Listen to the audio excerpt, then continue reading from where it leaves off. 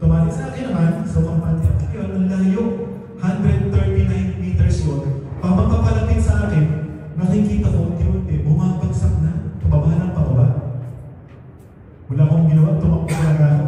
Tumakbo talaga ako at sinalo ko yung drone. Kung hindi ko nasabaw, swimming pool sa kabilang resort ang punta. Pinapalan lang ang mukha ko doon, pumasok na talaga ako sa resort ng kabila para masabot ko lang yung drone. Hindi na ako. Ibig sabihin, late ko na nalaman, ba't na pala ako? Yun ang isa sa dahilan kung bakit nakaka-accident. Battery issue. Top 1. Lahat ng 2, 3, 4, 5 cover ng top 1. Kasi nga, yun ang cause ko. Ba't ako nilipad? Dahil ako ay kasalanan ko yun. Dapat nag-pre-flight checklist muna ako noon. Bago lumipad. Dapat na-check ko muna yung weather. Bago lumipad. Lalo na yung wind direction. Late na akong dumukot ng dahon. Yung ako eh. Late na. Tinatangay na yung drone ko.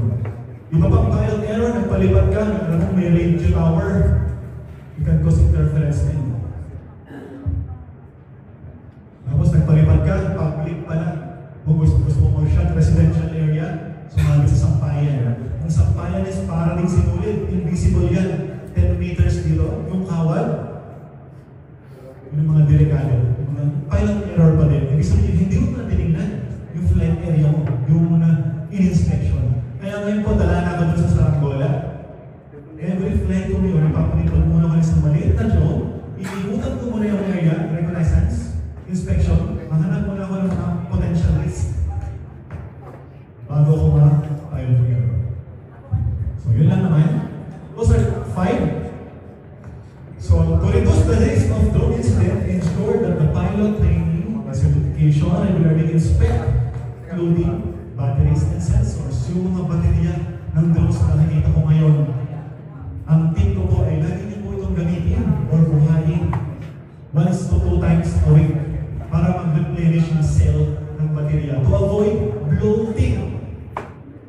Pag nag-bloat po yun, mataas na po ang chance na masira ang replace ng battery.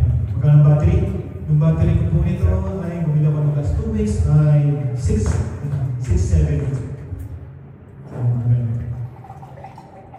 Perform pre-flight. Yan. Yung weather din, tingnan. Then update firmware. Fly within line of sight. Lagi po line of sight. Kapag may pagkakataon na nawawala sa paningin ninyo ang drone, i-return to home. Return to home, then pag nakita na, i-post. Return to home. At least, connected ka na yung mata mo sa drone. So that's all sa ating drone incidents. Punta tayo sa office.